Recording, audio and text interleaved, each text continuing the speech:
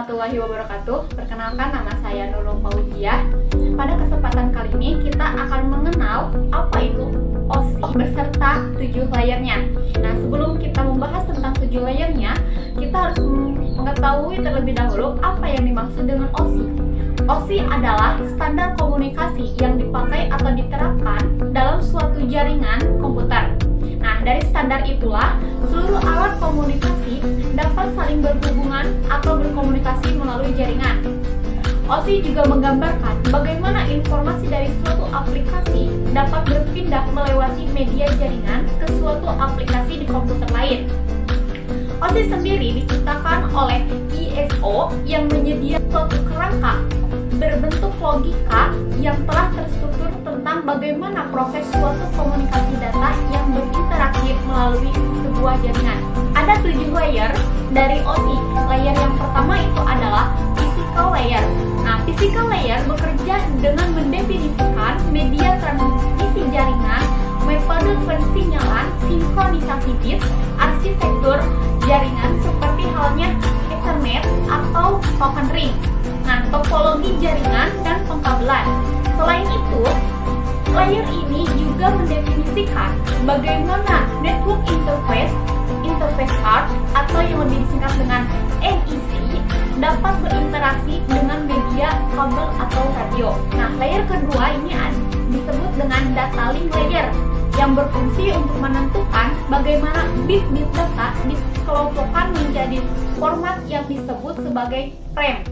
Nah, selain itu, pada layer ini terjadi koreksi kesalahan, flow control, pengalamatan perangkat keras seperti halnya media access control, address atau yang lebih disingkat dengan MAC address, dan menentukan bagaimana perangkat-perangkat jaringan seperti hub, bridge, repeater, dan switch layer 2 beroperasi.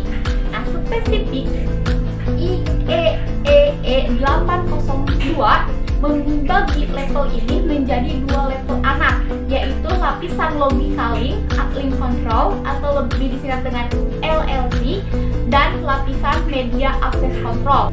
Selanjutnya itu layer 3. Layer 3 ini adalah network layer. Nah, network layer akan membuat header atau paket-paket yang berisi format ARP, baik ARP pengirim data maupun ARP tujuan data. Nah, pada kondisi tertentu, layer ini juga akan melakukan routing melalui internetworking dengan menggunakan router and switch layer 3. Nah, selanjutnya itu ada layer 4 yang disebut dengan transport layer.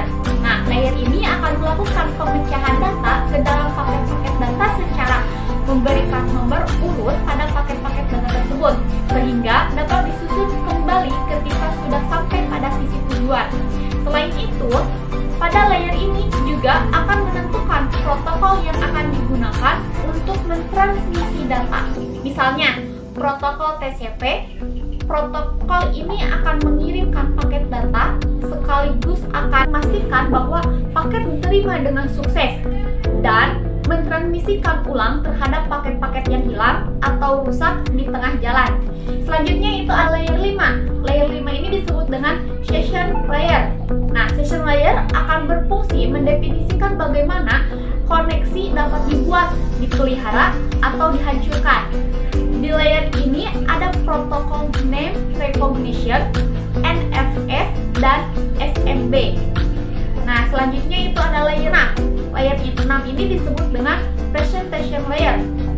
Layer ini bekerja dengan mentranslasikan format data yang hendak ditransmisikan oleh aplikasi melalui jaringan ke dalam format yang bisa ditransmisikan oleh jaringan. Nah, pada layer ini juga data akan dienkripsi atau deskripsi. Nah, layer yang terakhir, layer 7, yang disebut dengan application layer, merupakan layer di mana terjadi interaksi antar muka end user dengan aplikasi yang bekerja menggunakan fungsionalitas jaringan, melakukan pengaturan bagaimana aplikasi bekerja menggunakan resource jaringan.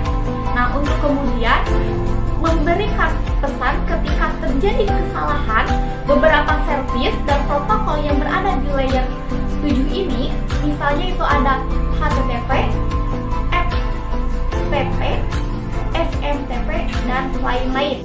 Nah, dari ketujuh layer tadi, proses pengiriman datanya bisa kita gambarkan seperti ketika kita mengirim surat. Isi surat adalah data yang akan kita kirim, yaitu berada di layer 7 sampai dengan layer 5. Nah, kemudian sesuai standar pengiriman, isi surat tersebut kita masukkan ke dalam sebuah amplop, yaitu layer 4. Nah, kemudian agar surat kita bisa terkirim, kita perlu menambahkan alamat kemana surat tersebut akan dikirim. Juga siapa pengirim surat tadi.